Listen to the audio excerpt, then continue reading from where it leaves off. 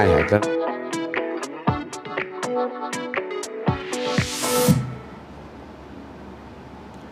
দর্শক বিরতির পর আবারও স্বাগত জানাচ্ছি আইনজীবীর সাপ্তাহিক আইন বিষয়ক অনুষ্ঠান লিগাল টক উইথ আনোয়ার খানে। প্রিয় দর্শক, এই অনুষ্ঠানটি আইনি অনুষ্ঠান, আইনি পর্যালোচনামূলক অনুষ্ঠান। আমরা বিভিন্ন টপিক নিয়ে আলোচনা করে থাকি, আজকেও তার ব্যতিক্রম নয়। আজকে আমরা আলোচনা করছি অ্যাজাইলাম নিয়ে এবং চাইল্ড কাস্টাডি নিয়ে। যদি আমরা সময় পেয়ে থাকি তাহলে সেটি নিয়ে আলোচনা করবার চেষ্টা করব। আমাদের সাথে যিনি অতিথি হিসাবে আছেন তিনি জনাব আনোয়ার খান। তিনি একজন প্রিন্সিপাল সলিসিটর ব্রিড সলিসিটরসের। আনোয়ার ভাই, আমরা যেখানে ছিলাম যে অ্যাসাইলামে আপনি বলছিলেন যে অ্যাসাইলামের প্রসেসটা কি, এবং যদি ডকুমেন্টস না থাকে, কারো আইডি ডকুমেন্টস না থাকে, তাহলে সে কীভাবে অ্যাসাইলাম করতে পারবে কিনা, তার কোথায় যাওয়া উচিত অথবা কোন হেল্পটা সে নিবে, সেখানে আমরা ছিলাম। আপনি সেখান থেকে যদি আবার কন্টিনিউ করতেন।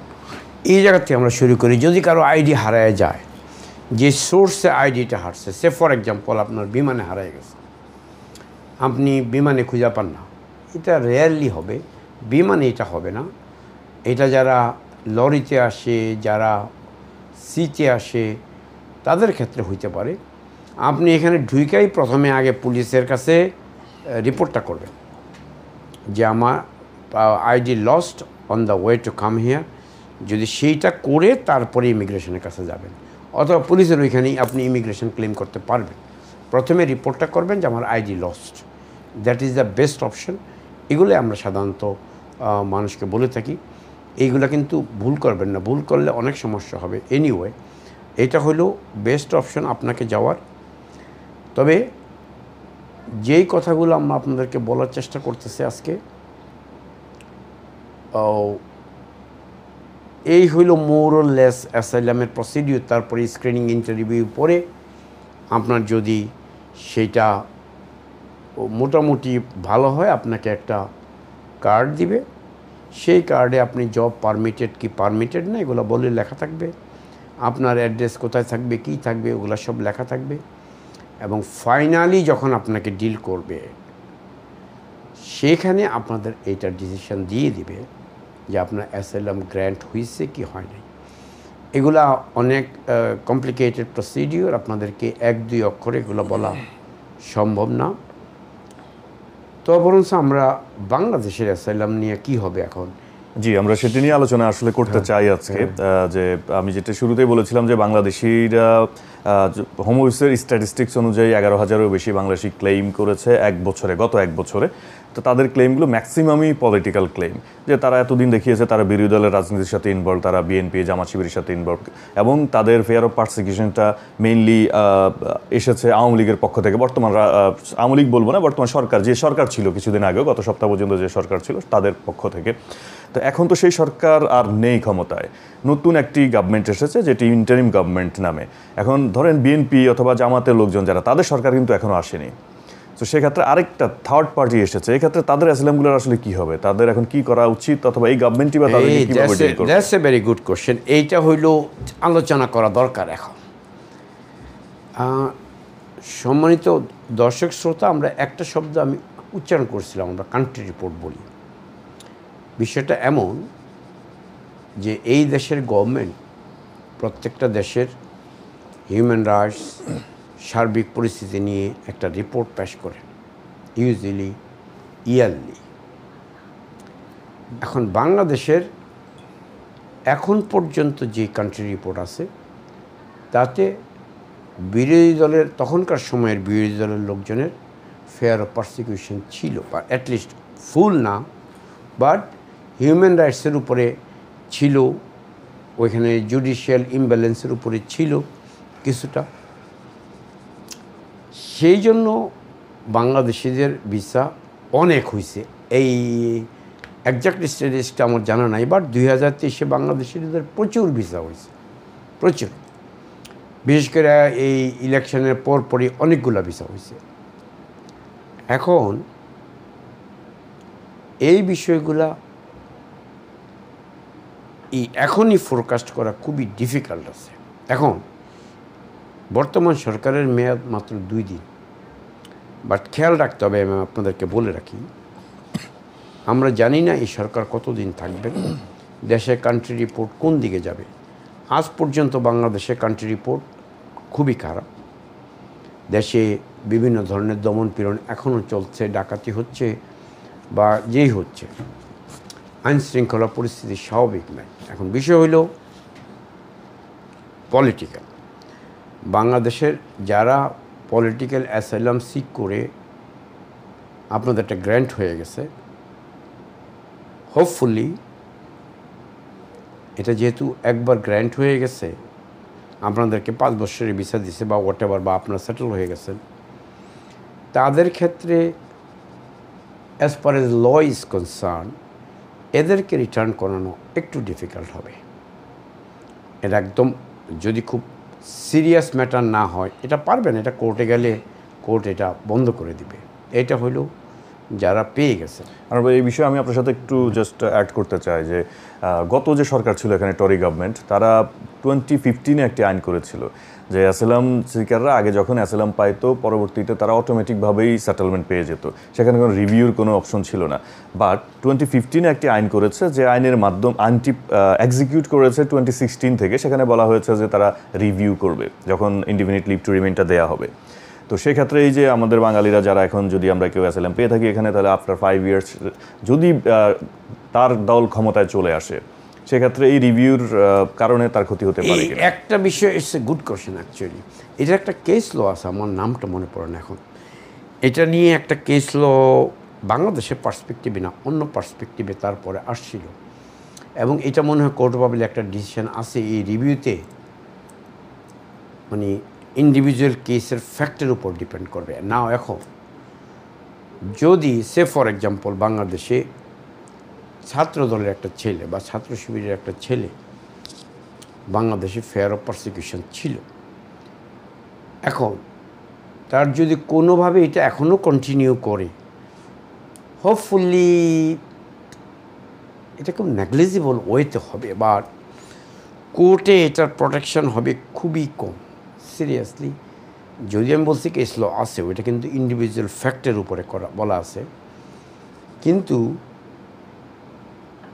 এই ক্ষেত্রে রিভিউর পর্যায়ে গেলে, বিশেষ করে যারা ইনডিফিনিট লিভ মানে 5 বছরে আছেন, ইনডিফিনিট লিভে যাবেন, এখানে একটু সমস্যা হতে পারে।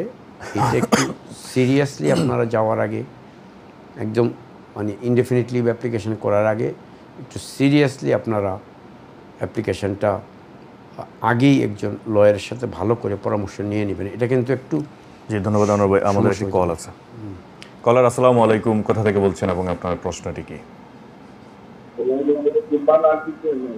জি, একটু লাউডলি বলবেন কলার প্লিজ। আমি আপনার কথা স্পষ্ট বুঝতে পারছি না।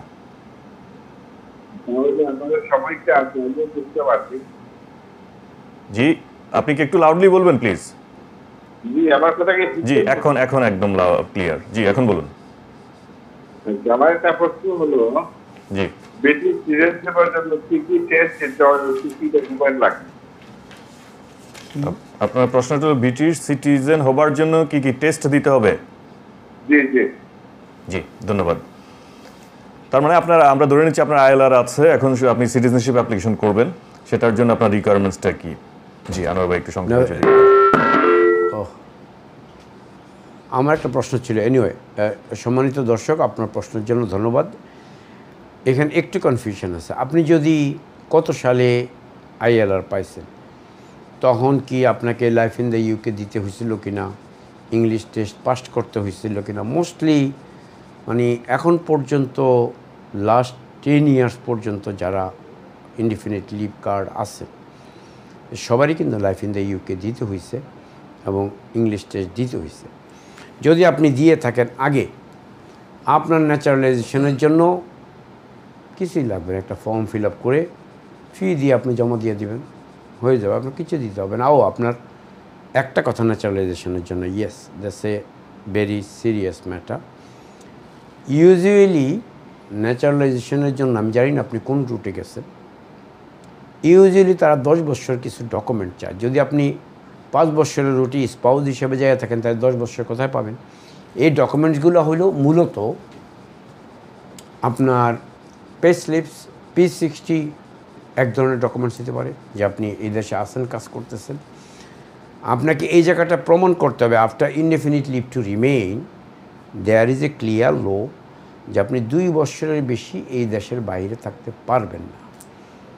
এখন এই জন্যই এই জিনিসগুলো পেস লিস্ট বা অন্যান্য ডকুমেন্টসগুলো ওরা দেখতে চায় যে আপনার ইনডেফিনিট লিভ থেকে ওই দিন পর্যন্ত অ্যাপ্লিকেশন পর্যন্ত আপনি 2 বছরের বেশি এই দেশের বাইরে ছিলেন না।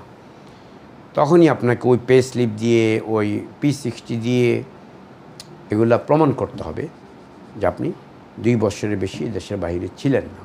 হ্যাঁ জি, আনোয়ার ভাই, আমরা যদি ধরে নিই যে উনি আইএলআর সময় ইংলিশ টেস্ট অথবা লাইফ ইন দ্য টেস্ট দিতে হয়নি, কারণ আমরা জানি যে ইউ থেকে যদি অ্যাপ্লিকেশন করে সেটেলমেন্ট অ্যাপ্লিকেশন, তাহলে সে সময় না দিলেও হয়, বাট এখন ব্রিটিশ সিটিজেনশিপের জন্য তাকে বাধ্যতামূলক দিতে হবে। আরেকটি হলো যেমন যারা অ্যাজিলাম সিকার, যদি রিফিউজি স্ট্যাটাস গ্রান্ট হয় তাহলেও কিন্তু তাদের আইএলআরের সময় কোনো পরীক্ষা না দিলেও হবে, এবং কিন্তু তারা যখন ব্রিটিশ সিটিজেনশিপ নিতে যাবে তখন ম্যান্ডেটরি দুইটা জিনিস লাগবে, একটা হলো B1 এবং আরেকটা হলো life in the test. So আমরা এটা দর্শককে বলতে পারি যে তার অবশ্যই যদি আগে কোনো আইএলআরের সময় যদি না দিয়ে থাকে তাহলে তাকে অবশ্যই এখন B1 এবং লাইফ ইন দ্য টেস্ট দিতেই হবে, যদি না তিনি কোনো এক্সেমটেড না হন কোনোভাবে। এটাই আমি বোঝানোর চেষ্টা করলাম। অন্যভাবে বললাম, সেটা হলো আপনি যদি ইনডেফিনিট লিভের সময় ওই 2টা পরীক্ষা দিয়ে না থাকেন তাহলে আপনাকে এখন দিতে হবে। এটা কোন রুটে আসছেন আপনার এত তো আমরা জানি না, তবে সাধারণ ব্যাপার হলো এইটা। এখন যদি আপনি স্পাউস রুটে এসে থাকেন ডেফিনেটলি, আর যারা ইউজুয়াল রুটে ধরেন ইনডেফিনিটলি টু রিমেন পাইছে লাস্ট 12 ইয়ার্স পর্যন্ত, এটা 12 বছর কি 2012 থেকে, সো ধরেন 2012 9 জুলাই থেকে আপনাকে ইংলিশ এবং life in the UK mandatory করা হয়েছে। তো ম্যান্ডেটরি করলে আপনি তারপরে যদি ইনডেফিনিটলি পাইয়া থাকেন জেনারেল রুটে as a spouse or another route, আপনার লাইফ ইন দ্য ইউকে দেওয়া আছে এবং আপনার B1 ও IELTS দেওয়া বা পরীক্ষা দেওয়া আছে।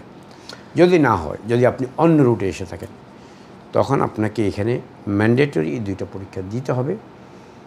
আমরা বলি CFR লেভেল B2, বা আপনি B2 বললে বুঝবেন, সবাই B2ই বুঝে। আরেকটা B1 অ্যাকচুয়ালি B1। তো সবার আরেকটা হলো life in the UK test. Life in the UK test is a mandatory test, you have to pass. জি, ধন্যবাদ আনোয়ার ভাই। আমরা আমাদের যে টপিকে ছিলাম, আসলে আমাদের হাতে সময় বেশি নেই, আমরা সেটা একটু শেষ করতে চাই যে বাংলাদেশের জন্য কী হবে। আপনি বলেছেন যে যারা অলরেডি পেয়ে গিয়েছে গ্রান্টেড, তাদের রিভিউতে এক ধরনের সমস্যা হতে পারে, আমরা এখনও জানি না আসলে কী হতে পারে, তবে রিভিউ করার একটি সুযোগ রয়েছে। বাট যাদের কেসগুলো এখন পেন্ডিং আছে তারা কি করবে? That's a good question. 2 ধরনের পেন্ডিং, একটা হলো হোম অফিসে পেন্ডিং, আর একটা হলো অ্যাপিলে। আমি আপনার সাথে শুধু একটু শেয়ার করতে চাই, গতকালকে আমাদের একটা অ্যাপিল ছিল যেটি কোর্ট অ্যাডজার্ন করে দিয়েছে, এবং এটি গত 2 সপ্তাহ ধরেই হচ্ছে। গত 2 সপ্তাহ কিন্তু গভর্নমেন্ট চেঞ্জ হয়নি, বাট বাংলাদেশের যে সার্কামস্ট্যান্সে যে অবস্থা চলছিল সেটি অনুযায়ী অনেক অ্যাপিল কিন্তু অ্যাডজার্ন হয়ে গিয়েছে, এবং গতকালকে অ্যাডজার্ন হয়েছে। সো সামনে হয়তো আরও বেশি হবে, এবং তাদেরকে ডেট দেওয়া হচ্ছে প্রায় 5-6 মাস পর, আগামী বছরে গিয়ে 2025-এর জানুয়ারি ফেব্রুয়ারিতে গিয়ে ডেট দিচ্ছে তারা। সো আপনি এটা নিয়ে একটু মন্তব্য করেন। এইটাই হলো, আমি এই কথাটাই মূলত বলতে চাইছিলাম, যে খালি তোমার ক্লায়েন্ট বা অন্য ক্লায়েন্ট না, বহু ক্লায়েন্ট, জি, বহু লোক আমাদেরকে ফোন করে তার আপিল পিছায় গেছে। তাদেরকে আমরা একটাই কথা বলি, ভাই, জাজ বা হোম অফিসের কাছে বাংলাদেশের বর্তমান কান্ট্রি রিপোর্ট নাই, যেইটার উপরে আপনার ডিসিশনটা দিতে পারে। এখন বাংলাদেশের কান্ট্রি রিপোর্ট যদি ভালো থাকে, ডেফিনেটলি আপনারা অ্যাসাইলাম পাবেন না, গ্র্যান্ট হবে না আপনাদের। যদি খারাপ থাকে, এখন আপনি যদি পলিটিক্যাল বিলিফে যান, আপনার পার্টি যদি ক্ষমতায় আসে, there will be a big disaster for you as well. So আমরা এগুলো এখনই অ্যাডভান্স ফোরকাস্ট করতে চাই না, বাট আপনাদেরকে এইটা একটু নলেজে দিতে চাই যে এইটা আপনাদের অ্যাসাইলাম অ্যাপ্লিকেশনে প্রবলেম হইতে পারে টু এ বিগ এক্সটেন্ট, এটা গ্রেটার এক্সটেন্ট হইতে পারে। গ্রেটার এক্সটেন্ট হইলে আপনাদের জন্য আর কি কি রাস্তা ওপেন আছে, যেহেতু অ্যাপ্লিকেশন আপনারা করে ফেলছেন, আর অন্য কোনো দিকে এখন ডাইভার্ট হওয়ার কোনো সুযোগ নাই। ইয়েস, আপনি ধরেন অ্যাসাইলাম ফেল করলেন, অ্যাসাইলাম ফেল করার পর আপনার অন্য গ্রাউন্ড আছে, অনেক গ্রাউন্ড আছে, আপনাকে সেই সব গ্রাউন্ডে চিন্তা করতে হবে। আপনারা ফেইল্ড অ্যাসাইলাম সিকারদের লর্ডস অফ ওয়ে আছে বেরিয়ে আসার, এগুলো নিয়ে ভালো একজন লয়ারের সাথে কথা বলে এখনই কি আসলে হতাশ হবার কোনো কারণ আছে? কারণ এখন তো আসলে থার্ড গভর্নমেন্ট, যেটা ইন্টারিম গভর্নমেন্ট, তারা কতদিন থাকবে আমরা আসলে এটাও জানি না। তো তার তো ফেয়ার অফ পারসিকিউশনটা আসলে কমেনি। যদিও আমরা দেখি যে শুধুমাত্র প্রাইম মিনিস্টার দেশ ছেড়ে চলে গিয়েছেন, কিন্তু তার দল এখনো দেশে আছে, সবকিছুই তো আগের মেকানিজম সবই আছে। তাহলে একজন লোক যিনি আগে ফেয়ার অফ পারসিকিউশনের মধ্যে ছিলেন, সেটার কারণে সে রিস্ক ছিল, সেটার কারণে সে ফ্লি করছেন। এই মুহূর্তে এগুলোর উপরে আমরা কমেন্ট করতে চাই না। তবে হতাশ হওয়ার কিছু নাই, আমাদেরকে একটু অবজার্ভ করতে হবে 2-3 মাস। আমরা আপনাদেরকে বাংলাদেশের কান্ট্রি রিপোর্ট অ্যাভেলেবল হইলে আবার এই প্ল্যাটফর্ম থেকে আপনাদেরকে ইনফর্ম করব বাংলাদেশের কান্ট্রি রিপোর্ট কী। এবং তারপরেও আপনাদের কি সুবিধা আছে কি অসুবিধা আছে সেগুলো আমরা বলবো। এই মুহূর্তে এর বেশি কমেন্ট আমরা করতে চাই না, বিকজ আমরা বাংলাদেশের কান্ট্রি রিপোর্ট জানি না। বাংলাদেশের কান্ট্রি রিপোর্ট কি হবে, এই যে দ্যাটস এ গুড পয়েন্ট, যে জাজরাও ডিসিশন নিতে পারবেন না যে আমরা, জাজরা এখন কি ডিসিশন নেবে। জাজরা দেখতেছে বা পত্রিকায় শুনতেছে, ভিডিও দেখতেছে বাংলাদেশের অবস্থা এই। কিন্তু যাদের কাছে কান্ট্রি রিপোর্ট না আসলে, হোম অফিসের কাছে কান্ট্রি রিপোর্ট না আসলে, হাউ দে উইল ডিসাইড। আমার মনে হয় বাংলাদেশের যারা সিটিজেন, যাদের হোম অফিসে অ্যাসাইলাম অ্যাপ্লিকেশন আছে, আপনাদেরকে অ্যাটলিস্ট জানুয়ারি পর্যন্ত ওয়েট করতে হবে ফর ফার্দার কনসিডারেশন। কি হবে কিছুই বলা যাবে না। কোর্টেও একই অবস্থা হবে, মনে হয় না ডিসেম্বর পর্যন্ত কোর্ট কোনো ডিসিশনে যেতে পারবে। তো এই বিষয়গুলো জানানোর জন্যই আজকে এখানে আসা। আপনারা হতাশ হবেন না, ধৈর্য ধরেন, অপেক্ষা করেন, রাস্তা বের হবে ইনশাল্লাহ। এটা না হয় ওইটা, ওইটা না হয় ওইটা, রাস্তা বের হবে। এই হলো আপনাদের জন্য আমাদের সাজেশন। আনোয়ার ভাই, আমার সর্বশেষ কোশ্চেন, এবং আমাদের একদম সময়ও শেষ, আমার 1 মিনিট হাতে আছে। আমাদের একটি সরকার এখন চলে গিয়েছে, সেই দলের সেই সরকার সমর্থিত কেউ যদি এখন অ্যাসাইলাম করতে চায়, অথবা এখানে যারা আছে অলরেডি তারা করতে পারে কিনা? ধরেন কেউ একজন আওয়ামী লীগ সাপোর্ট করতো আগে থেকেই, সে এখন এখানে আছে, হয়তো অন্য কোনো ভিসায় আছে, তার পক্ষে এখন বাংলাদেশে যাওয়া সম্ভব না, হয়তো বা তার ভিসাটা শেষ হয়ে যাচ্ছে, এক্সপায়ার হয়ে যাচ্ছে, সে কি এখন ক্লেম করতে পারবে কিনা? এটা শুধুমাত্র ভিসা এক্সপায়ার হয়ে যাচ্ছে তা না, এরকম যদি কোনো লোকের, পরিষ্কার বলছি, well founded fair of prosecution থাকতে হবে, একেবারে পরিষ্কার এভিডেন্স থাকতে হবে যে এই লোকটা বাংলাদেশে গেলে তাকে মেরে ফেলবে, পরিষ্কার। যে কোনো লোকের, যদি ধরেন আপনি আগের সরকারের লোক হন এবং এতদিন আপনি অ্যাসাইলাম করতে পারেন না because your party was in power, আর আপনি এই দেশে ইলিগাল হয়ে আছেন, আপনি এখন অ্যাসাইলাম করতে পারবেন because circumstances, due to change of circumstances. এই দেশের গভর্নমেন্ট এখন ভালো করেই জানতেছে বাংলাদেশে আগের সরকারের লোকজনের কি হচ্ছে, এটা খুব ভালো করে জানতেছে। এটা একটা গুড কোশ্চেন করছে, আমিও এই প্রসঙ্গটা আনতে চাইছিলাম কিন্তু ভুলে গেছি। যারা আগের সরকারের সমর্থক আছেন, কোনো দিন অ্যাসাইলাম ক্লেম করতে পারেন নাই, আপনাদের এই দেশে ভিসাও নাই, আপনার ওভার স্টে হয়ে আছেন, this is the time to seek asylum. এই এখন আপনার চেঞ্জ অফ সার্কমস্টেন্সেস হয়েছে, আপনার বাংলাদেশে যাইতে হবে না, কেউ আপনারে বাংলাদেশে গিয়ে আবার আয়সা অ্যাসাইলাম সিক করো এই ধরনের কথা কেউ বলবে না। That is important point for all আগের সরকারের অনুসারীদের জন্য। আপনারা এখন অ্যাসাইলাম সিক করতে পারবেন, বাট কেয়ারফুল, এই বিষয়গুলা একজন এক্সপিরিয়েন্স লয়ারের সাথে কথা বলে নেবেন। আপনার সার্কামস্টেন্সেস না বুঝে আমি একটা শুধু আপনাদেরকে গ্রাউন্ড বলে দিলাম। আমরা একদম শেষ পর্যায়ে আছি, আপনি সংক্ষেপে একটু প্লিজ। ধন্যবাদ, একদম শেষে আছি। ধন্যবাদ সুপ্রিয় দর্শক।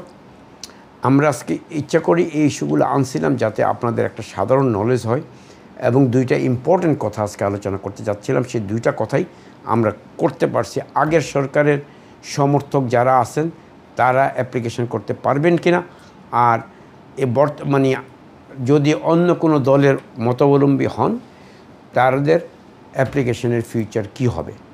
আমরা মনে হয় আপনাদেরকে ভালোভাবে বুঝাইতে পারছি। আপনাদেরকে ধৈর্য ধরে আমাদের এই দীর্ঘ সময় বক্তব্য শোনার জন্য ধন্যবাদ। ধন্যবাদ আনোয়ার ভাই। প্রিয় দর্শক, আমরা অনুষ্ঠানের একেবারে শেষ পর্যায়ে চলে এসেছি। আগামী অনুষ্ঠান দেখার আমন্ত্রণ জানিয়ে আজকের মতো এখানে শেষ করছি। আল্লাহ হাফেজ।